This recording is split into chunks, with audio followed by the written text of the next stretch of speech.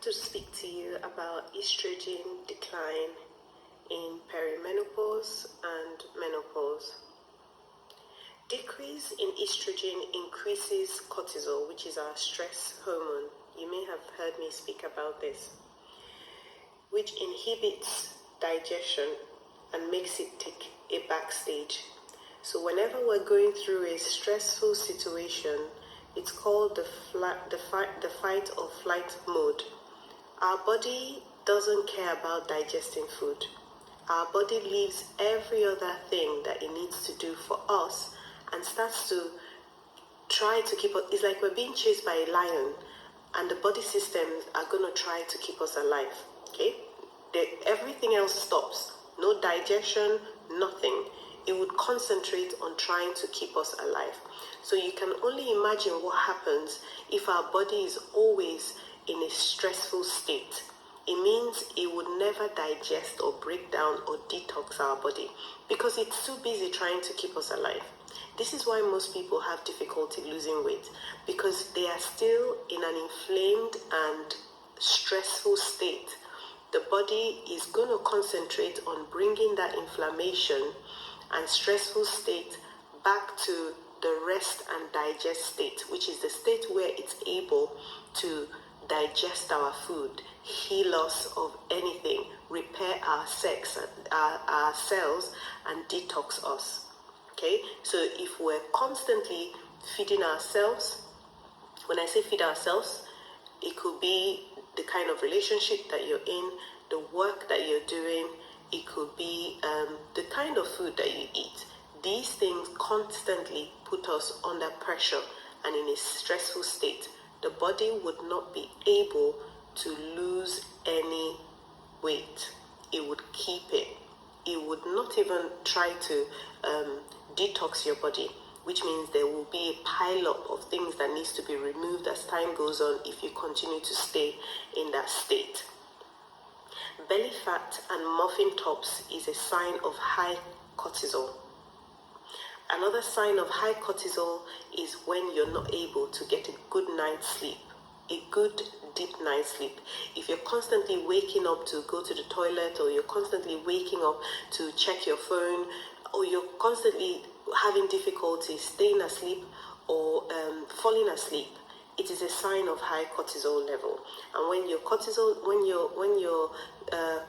is high, blood sugar is high as well, because it needs to fuel your body to keep you alive.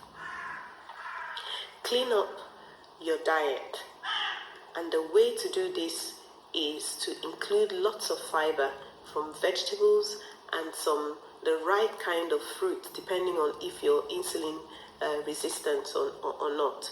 It's not just any kind of fruits that you can eat, because then that could even make your blood sugar spike more. If you listen to the nutrition audio, I will talk more about this. Fiber helps carry excess toxins and hormones out of our body.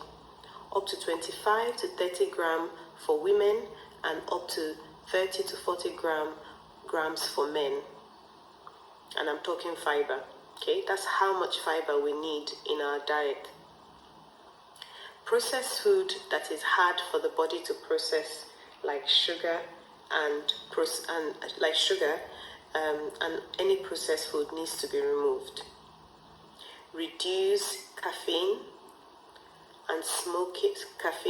smoking, and alcohol. All of these things can also trigger hot flush.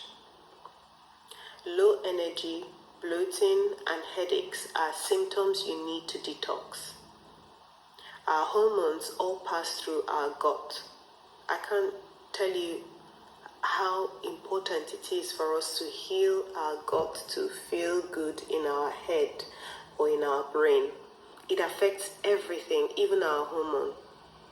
It must be permeable to allow nutrients in. How efficient is your gut at doing that? So if your gut is not permeable, no matter what it is you eat, you're not going to be able to absorb it properly. Okay? And you also don't want to eat food that is going to cause you gut dysbiosis, where you now have excess bad bacteria in comparison to the good ones. Hydration is very important to our digestion and helps with hormonal symptoms. 60% of our body is water. It helps the muscles in the gut move things around and to protect our gut. Water keeps the mucous membrane tight. Bad bacteria likes a dry environment, while the good bacteria likes a hydrated environment. So get drinking. We are made of trillions of bacteria. Oh God, this is the thing. We're made of we are only 50% human. Like, we have lots and lots of bacteria that needs to be fed. And this is why it's not really about eating less. It's about eating more of the right thing. Look at it. If we have trillions of bacteria, starving these bacteria would not be good for our health. We need to feed them. We need to feed them right with a variety of colorful food that will feed as many as we can. The less we eat and the more limited our diet is, the less of these good bacteria we're going to be able to cater for. They need to be alive, and they need to be alive because they help us. They help us live a healthy, optimal, and happy life. I kid you not. Your gut is one of them. It should be a priority. Exercise affects it. Sleep affects it. The way we eat affects it. Even the social interaction we have affects our gut. No strenuous exercise which causes stress and raises cortisol as well as blood sugar, causing inflammation. Now, some people feel the more they exercise, the better. Sometimes strenuous exercise may not be the best thing for you, especially going through perimenopause and menopause. You want to start doing some strength training. That's the best thing for you, because even whilst you're not exercising, your body is still burning fat. Okay, it's not really about running. You want to do exercise that is right for your body, because if you stress your body too much, again, it will do the same thing that happens when you're not able to sleep well. Your cortisol level will go up, your blood sugar level will go up, and it will cause inflammation in your body, and you would not lose any weight. Power walking is good, and like I said, strength training are best. With strength training exercise, you continue to burn fat even when you're not actively exercising. You could be eating the same food and keep adding weight in perimenopause and menopause because of stress, and our hormones are erratic at this time. Eat a variety of food, like I said earlier. Pay attention to how things you're eating affect you, and it will help you figure out which food makes you feel good. Inflammation causes the gut to slow down. Now, I'm going to talk about something that you might not feel that is not so pleasant. You know, when you poop, right? You need to learn to look back at it. I'm really sorry if this irritates you, but I need to say it. When you poop, you need to look at your poop and see if there's something that you ate that has come out whole. I mean, didn't digest. Because that tells you that that thing is not good for your body, and your body wants it out immediately. Okay?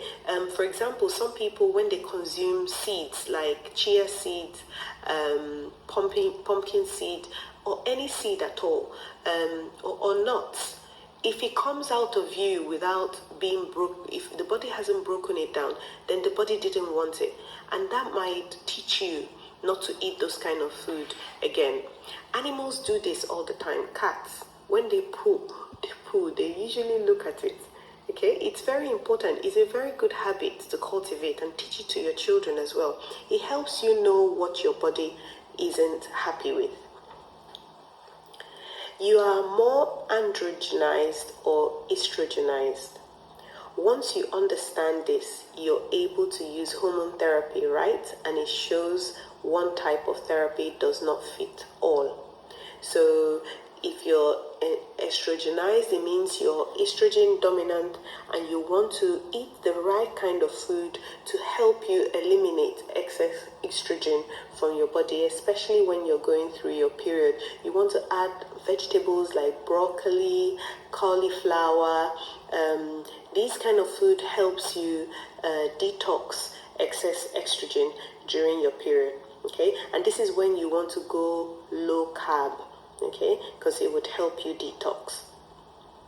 Every molecule of estrogen in perimenopause or menopause have to be metabolized,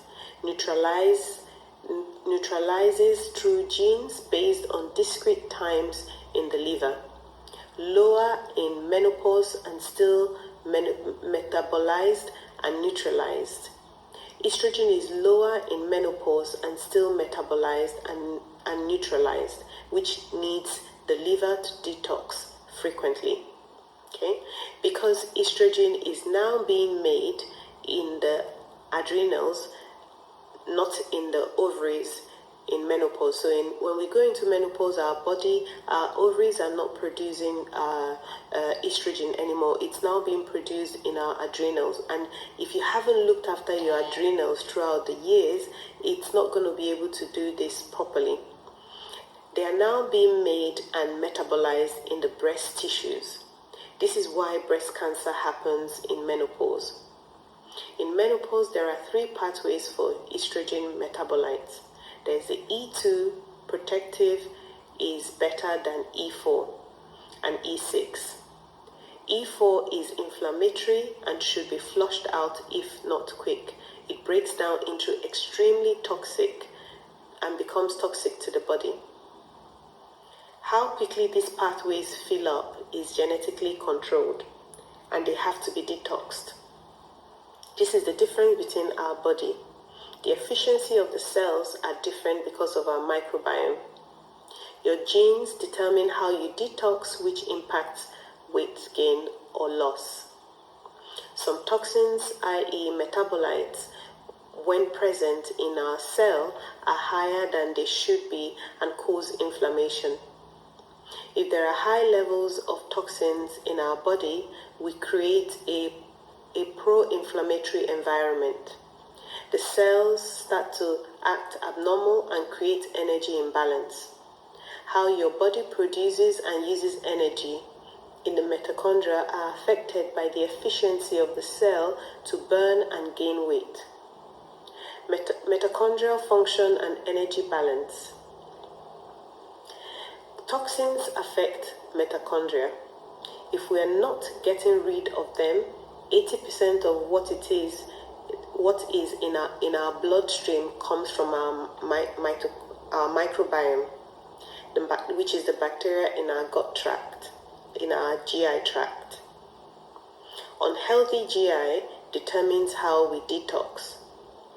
Our GI unhealthy tract dramatically change the metabolites to potential pro-inflammatory agents in the gut.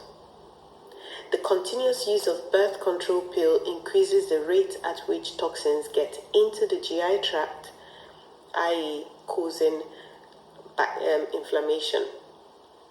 Mitochondrial function is very important to the cell. Energy balance and metabolic rate of that mitochondria, which is the energy battery of our cell. If they are affected, it will cause inflammation. Inflammation can be caused by toxins and estrogen production and the system in the genes that determine our detox mechanism, which is different from person to person.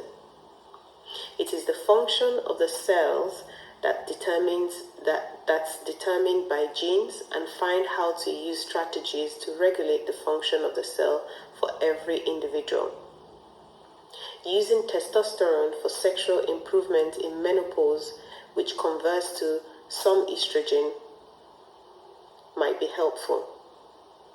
The rate of that conversion cascade is innate or determined and varied because of our innate genes.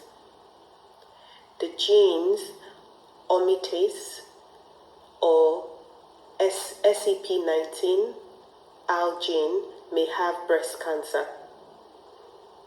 Aromatase inhibitors drugs is used for breast cancer.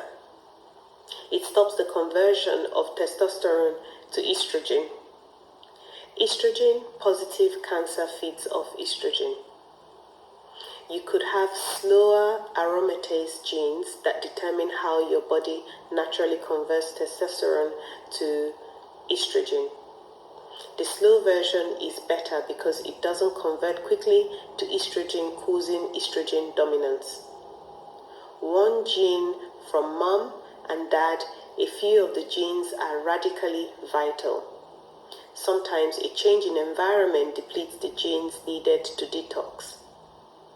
Mitochondrial dysfunction causes a problem because it means that your body is not able to give you the right kind of energy to sustain you throughout the day. I really hope this works for you, and I wish you well on your healing journey.